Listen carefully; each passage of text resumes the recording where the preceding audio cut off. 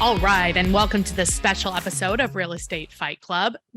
This is a series called What Would You Do, where we talk about professional standards committee cases and code of ethics violations. Here with me today is JimCamarata from KW in Minnesota. Hi, Jim. Hello, Jennifer. How are you today? Ready to get some hell today? Hell to pay, Jim. Hell to pay. Oh, be gentle with me. I'm recovering from COVID. No. Back into the fire. You're heartless. Yes, true. It's part of my charm. What? So we're going to talk about today, can/should a buyer put an offer on two properties? Is it a violation of the code of ethics? Right? Mm-hmm. All right, talk to us, Goose. And is it legal? That's another good question. Oh. Look at the face. Is that really the question? Okay. All right. Well, let me preface it by saying that if you're paying cash and you're buying two different properties, maybe as investments or something like that, yeah, that's fine. Not a problem. But it becomes a problem unless, right, if you are offering on two properties. Let's say they're both 3-bedroom ranchers, the same price or similar, and you want to offer on both and have both accepted, but in your mind, one of those you're going to cancel. Right. But you wanted to make sure that you got at least one of those, but your intent was to cancel the other agreement.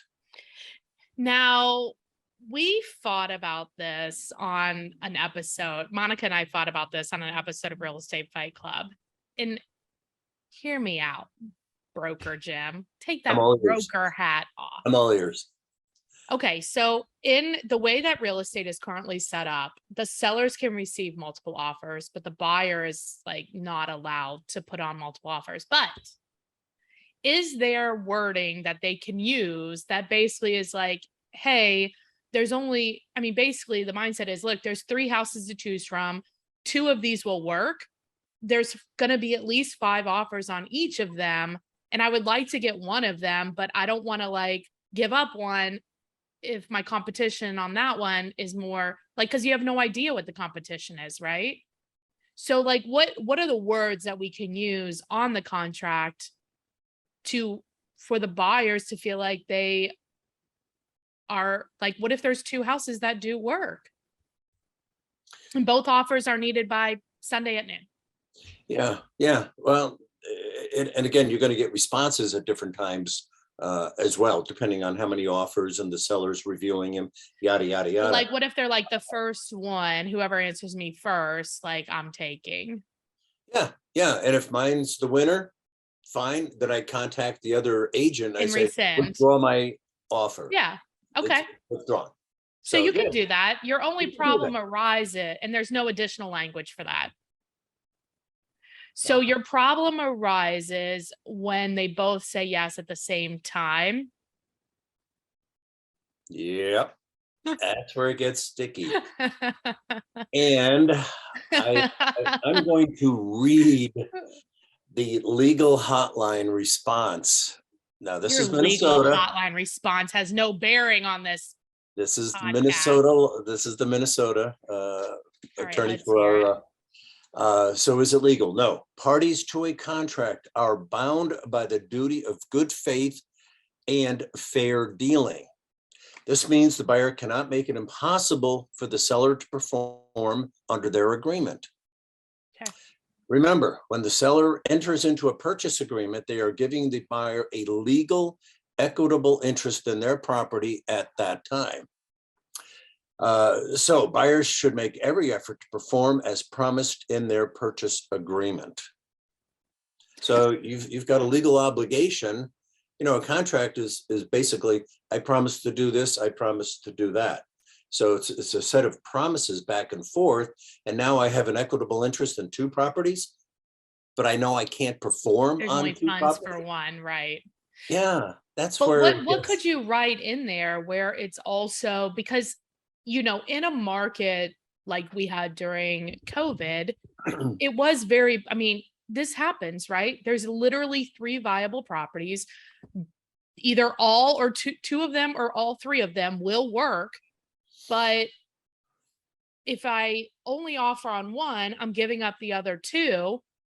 But how can I offer on More than, both and also not violate? Well, that's just for realtors. That's not for buyers. It doesn't matter. It's well, not it goes performance, I on to assume. further say, Yeah. realtors must also remember their duty under the code of ethics to treat all parties honestly. So that's that would be a violation of article number 1, to treat them honestly. So, You know, again, I'm thinking have yeah, I another know what you're agent write thinking. the other one. Yeah, yeah, Not good, not good. I feel yeah. like the seller should be aware, right? Like I'm all for transparency and openness. And it's like, okay, seller, you know this market. You're getting 10 offers on your property, and so is the other acceptable property. I Yeah. want to put my hat in the ring for both, but it's not transparent to me, the buyer. So I have no idea what you, the seller, are dealing with. I have no idea if my offer is even close. But if I take a guess, I could totally screw myself.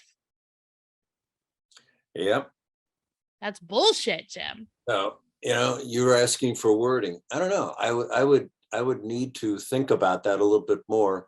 Off the top of my head, I've got words swirling through. And Something there's about really time is of space the up there. essence. Yeah, I would have to really put pencil to paper and think about that one for a while. What do So I you don't want think to be on record that I was giving out Yeah, the wrong right. information. What do you think conceptually of that idea? I see your point. I see Mhm. your point. I Do you guess, think the seller would be like, well, they're not serious, or, oh, I totally get it, or it could be any range of those? yeah, it could be any one of those. It all depends on their motivation and whether you're really playing to win. And that's where the escalation clause addendum has helped people buy houses, but it can also work in reverse, because if you Yeah, say you're going to go up to $420,000, right. and you're down at 400, the seller's going to look at that and say, "You're willing to pay more? Fine, Right. pay more." Yeah. Yeah. Let's say that the buyer is playing to win on both houses. They do Yeah, not care which one it is. They just want to get one.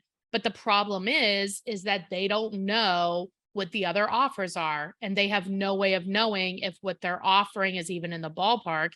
And exactly. even if their agent, the buyer agent, calls the listing broker, one, who knows if they're going to answer the phone? Hmm. Two, I've the had seller pretty good may luck. not, huh? I've had pretty good luck here. Yeah, recently. The seller may not authorize them to say, or 3, the seller may direct them to only take offers in writing, you know? And then what? Yeah. Yep. I mean, all the above. I mean, it's a moving target, and that's what makes it so challenging. Uh, I guess if I were into that kind of situation, if my buyer client won both of them, is it pick one right now, and I'm going to pick up the phone and cancel on the other one immediately. I mean, But then would you be in but that's violation of, oh my gosh, let's yeah. take a break. And when we come back, we'll see if Jim's in violation of the code. Ah, I love it. The tables have turned. Dot, dot, dot. All right, let me tell you about 2 of our favorite partners. Yeah, right. The first one is our number 1 lead source right now. We all need leads. So go to pipelineprotools.com/fight club. What they're offering right now is our playbook for free once you finish a free demo of how their tools have been getting us leads. So that's pipelineprotools.com/fight club. The other one is, if everybody knows that you should be posting on Facebook, and everybody says, what should I post? Well, my co-host, Monica Weakley, has come up with Ghost Poster, where every Monday through Friday, she will send you a something to post on Facebook. And all you have to do is copy and paste it and then engage with people that come in. And ta-da, your Facebook is done. So go to ghostposter.com, which is GHOST postr.com and get your free memes. All right, Jim. So let's say you did that for a client and there was no wording around it. Let's just not say you. Let's say one of your agents did this for a client. Would that agent be in violation of the code of ethics? Yeah, because they're not treating and operating in good faith and fair dealing. Now, the last Why not? And the last sentence in this says, licensees must also immediately disclose a party's intent to not perform to the other party after informing the non-performing party of their disclosure obligation. So I'm not sure what the wording would be. I would certainly seek some legal counsel on that. Yeah. And, but so it's a But disclosure. if you disclosed it immediately, it seems like kind of a risk, right? To not It is a have risk. it. It is a Yeah. risk. Yeah, and that's what makes this case so interesting, or this scenario so interesting. What do you do? Has one of your agents ever done this before?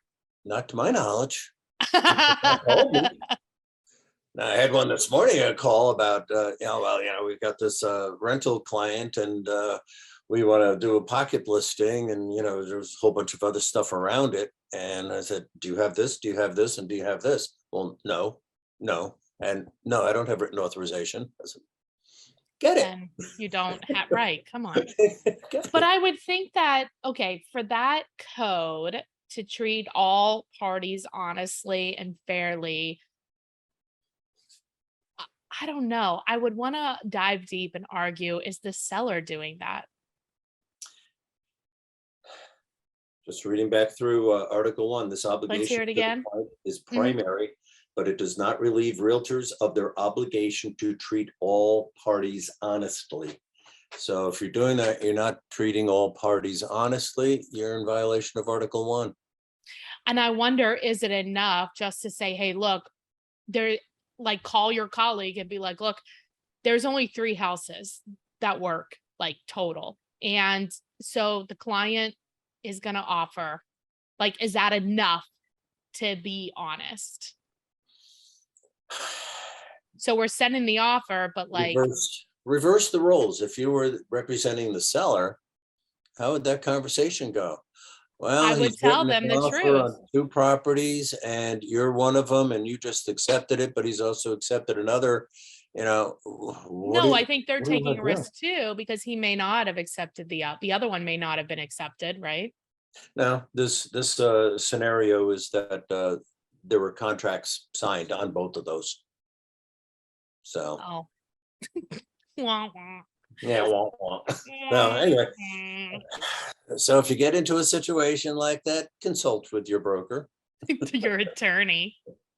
Well, that's More why like as in our state, I have, as the broker, the right to call the legal hotline, and they've given me some good guidance over the years. So now the agents in my office are playing a game. Yeah. Stump the broker. I like this game. That's my favorite game. Jim, to can I get play. away with this? Every time my broker calls me, I'm like, oh no. Hello. Am I in trouble? But okay, Jim, that was a good one. This is really a good conversation, and I'd be interested to hear if you, not the listener, if this has happened to you, if you've been in this predicament, what did you do about it? What did your broker advise? Because every state and all the rules are going to be different, right? So what did they advise? This would be a good thing to mastermind, because the market is cyclical, right? We will be back here again. Mhm. So let's be proactive instead of reactive. All right, Jim. Fun. If people Fun. want to get a hold of you, they have a referral in Minnesota. What is the best Okay. way? In the Twin Cities, JimCamarata at kw.com, or text call 612-562-7461. Always a pleasure. Thanks, All Jim. right. Thanks. Don't forget to hit the subscribe button so you don't miss a podcast.